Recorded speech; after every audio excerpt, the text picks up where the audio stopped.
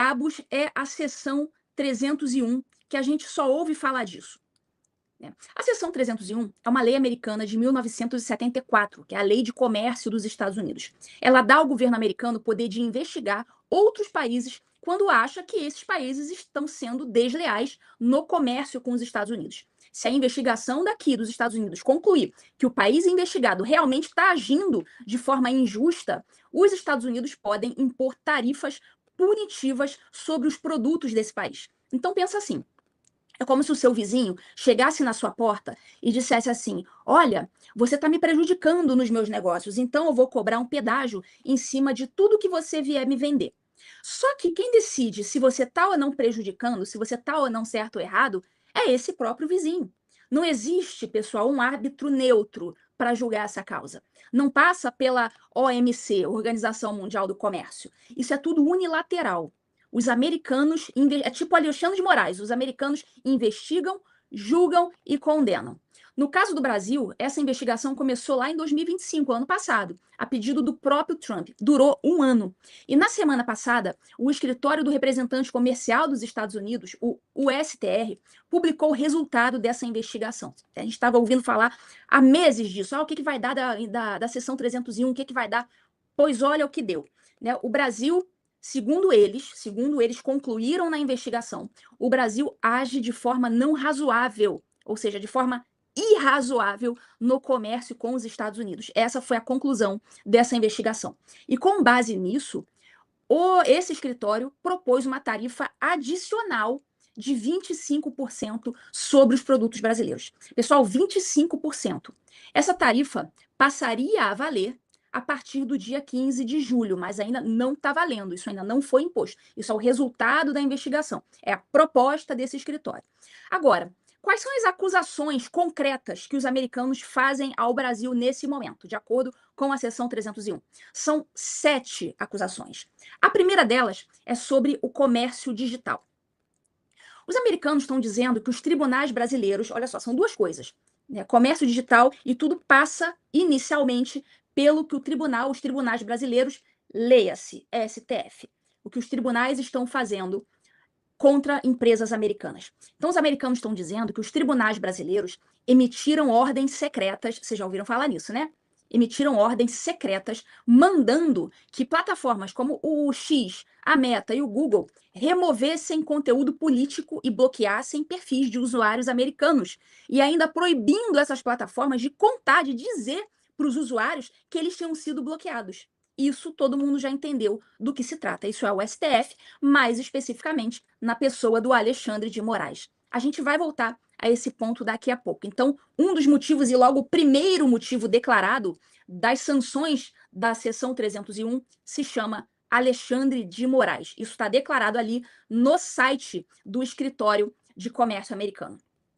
A segunda acusação que eles fazem é sobre o Pix. Ele começa a dizer ali sobre os tribunais, e lá no final, no último parágrafo ali embaixo, na última parte, fala, embora não fale a expressão Pix, a gente entende que ele está falando do Pix. Serviços concorrentes de pagamento eletrônico, a gente já entendeu o que é o Pix. Os americanos estão dizendo que o Brasil favorece o Pix em detrimento de empresas americanas de pagamento digital, como a Visa e a Mastercard. Bom, essa é uma alegação dos americanos. Aí se isso é correto, se é justo ou se é injusto, aí é uma outra história. Eu só estou dizendo para vocês o que eles estão dizendo que o Brasil está violando, estaria sendo desonesto com os americanos. Isso é uma alegação dos Estados Unidos. A terceira alegação é sobre tarifas preferenciais. O Brasil, ele estaria dando tratamento tarifário preferencial a produtos do México e da Índia, em alguns setores onde essas duas nações competem diretamente com os Estados Unidos. Está aqui a parte do comunicado deles em que eles mencionam essa parte dos acordos com o México e com a Índia. A quarta alegação deles é sobre corrupção. E em meio do caso Master, isso ganha uma relevância maior. Os americanos dizem que o Brasil não faz o dever de casa, não faz o suficiente para combater o suborno e a corrupção. Essa acusação, pessoal, foi colocada aí num documento oficial do governo americano sobre o Brasil. Tá aí, combate à corrupção. O Brasil não adota medidas suficientes para combater o suborno e a corrupção. Bom, a quinta alegação deles, falei que são 7, né? Vamos para a quinta, que é essa daqui. Proteção da propriedade intelectual, pirataria, patentes biofarmacêuticas demoradas, produtos falsificados circulando sem punição. Essa é a quinta alegação que eles estão fazendo contra o Brasil. A sexta é acesso ao mercado de etanol. Em 2017, o Brasil interrompeu o tratamento equilibrado que dava ao etanol americano e, desde então, nunca mais restabeleceu a reciprocidade. E a última alegação deles, a sétima, é sobre o desmatamento ilegal. Eles falam: olha, apesar de possuir um marco legal para combater o desmatamento ilegal, o Brasil historicamente falhou em aplicá-lo de forma eficaz e o desmatamento ilegal persiste. É isso que eles estão dizendo, então. São 7 alegações contra o Brasil. E agora, o que isso significa na prática? Significa que, se o Brasil não apresentar mudanças concretas até o dia 15 de julho, agora, mês que vem, se o Lula não souber negociar ou não quiser negociar, o governo dos Estados Unidos vai poder, se quiser, vai poder impor 25% de tarifa a mais sobre tudo que o Brasil exporta para os Estados Unidos. Tudo fica mais caro para o importador americano, que vai ou parar de comprar ou vai comprar menos do Brasil.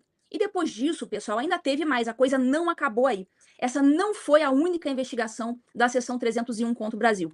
Logo depois de sair a notícia da proposta de tarifa de 25%, por essas 7 acusações que eu falei para você aí agora, o escritório de comércio dos Estados Unidos também concluiu uma outra investigação contra o Brasil, separada, sobre trabalho forçado. Mas essa, pelo menos, não era só contra o Brasil. Era contra o Brasil e contra outros 60 países. Mas o Brasil estava lá no meio do bolo.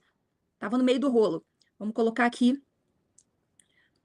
Ó, Estados Unidos propõe sobretaxa a 60 países por falha no combate ao trabalho forçado. Brasil está na lista. Então, tão logo acabou, veio aquela bomba da primeira investigação, da seção 301, aí veio essa.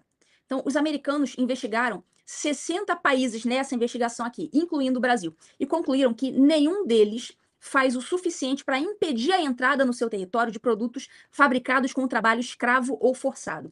Então, com base nisso, eles propuseram uma tarifa adicional de 12,5% sobre os produtos de todos esses 60 países. Pessoal, vou repetir: 12,5% a mais em cima de tudo. E essa tarifa pode se somar àquela de 25% que já estava na mesa. Ou seja, o Brasil pode estar olhando para uma carga tarifária adicional de até 37,5% sobre as suas exportações para os Estados Unidos. Agora, é justo a gente registrar que essa segunda investigação não é específica do Brasil, como eu falei. Ela atinge 60 economias: China, Austrália, Índia, Reino Unido, etc. Mas o fato do Brasil aparecer nas duas listas ao mesmo tempo, em acusações diferentes lançadas na mesma semana, diz tudo sobre o nível de exposição em que o governo Lula colocou o nosso país. Para o Brasil, isso é péssimo. Isso significa menos exportação, menos dólares entrando no país, câmbio pressionado, inflação, desemprego. É uma conta que você paga, eu pago, o trabalhador brasileiro paga. Agora vamos para o coração político dessa história toda. A primeira e mais grave acusação dos americanos é sobre as ordens secretas dos tribunais brasileiros. E quando eles falam em tribunais brasileiros, todo mundo que acompanha a política sabe exatamente de quem eles estão falando: Alexandre de Moraes.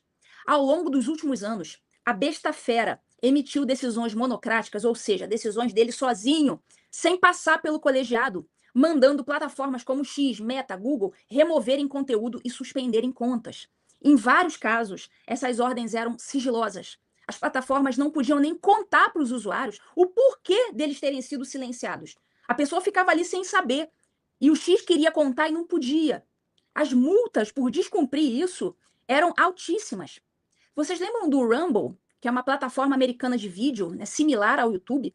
Chegou a ter o Rumble, os seus serviços completamente suspensos no Brasil, desde fevereiro de 2025, por ordem do Moraes. E isso foi confirmado pelo plenário do STF. Então, Rumble, lembrem, empresa americana. Então, qual que é a visão dos americanos sobre isso? É simples. Você não pode mandar uma empresa americana operar de acordo com as suas ordens na plataforma delas para usuários que moram nos Estados Unidos, sem que isso seja discutido conforme as leis americanas. E quando as empresas se recusaram a cumprir, o Moraes foi lá, bloqueou, multou, fechou. Então, do ponto de vista do direito americano, isso é censura, isso é violação da primeira emenda, o artigo da Constituição dos Estados Unidos que protege a liberdade de expressão.